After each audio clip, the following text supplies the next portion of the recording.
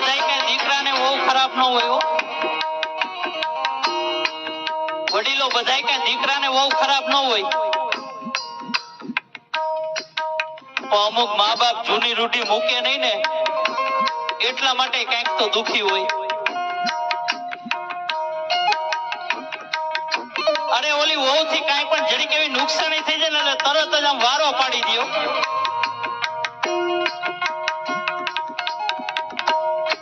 તરત ટક ટક કરવા માંડે. અરે બાજુમાં જઈને એના વહુ ના જ અવગુણ ગાતી હોય કે મારી વહુ તો આવી છે, મારી વહુ મને હાચવતી નથી, મારી વહુ આમ છે. પણ એની વહુ કાલે તમે સવારે તમારી કાયા હાલતી નહીં હોય ને, તમે માંદા પડ્યા હશો ને ત્યારે એની વહુ તમારી સેવા કરશે, બાજુવાળી નહીં કરે. વાત સમજવી તો સમજી લેજો. વહુને દીકરીની જેમ રાખો.